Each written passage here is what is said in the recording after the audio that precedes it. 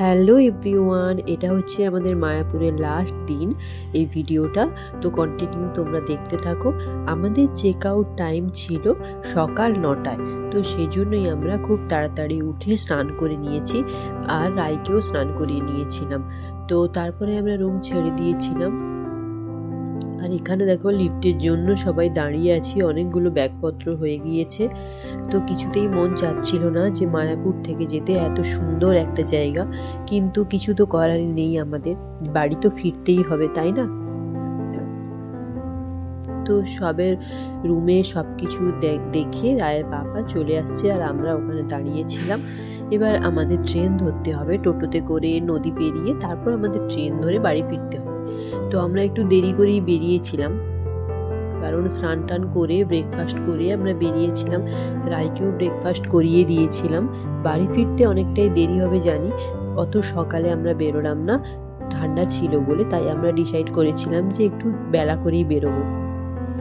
আসার দিন আমরা রাত্রে করেই এসেছিলাম যাতে তাড়াতাড়ি পৌঁছানো যায়।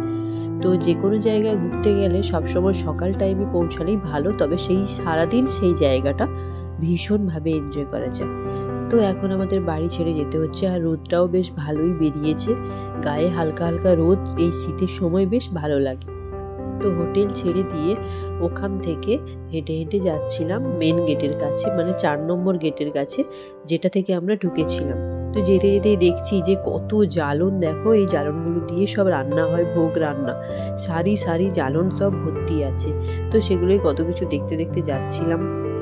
আর এই দেখো সেই মায়াপুরের মন্দির, আবার কবে আসবো জানি না, তবে ভগবানের কাছে মানে প্রার্থনা করছি যেন খুব তাড়াতাড়ি আবারও আসতে পারি, বছরে একবার অন্তত মায়াপুরে ঘুরে যেতে চাই। আর দেখো রাই যেতে যেতে একটু কলা খেয়ে নিচ্ছে, ওকে তো সকালে একটু অল্প খাইয়ে দিয়েছিলাম টিফিন। তারপরে আমরা টোটোতে করে এখন যাচ্ছি বিষ্ণুপ্রিয়াতে। তো বিষ্ণুপ্রিয়া স্টেশনে পৌঁছেছিলাম, ওখান থেকেই আমাদের ট্রেন ছিল 10:30টার সময়। 10:30টার ট্রেনটাই আমরা ধরেছিলাম, আর ওখান থেকে হাওড়া পৌঁছেছিলাম। হাওড়া পৌঁছে আমরা দেখো সমস্ত টিকিটগুলো আমাদের কাটা হয়ে গিয়েছে।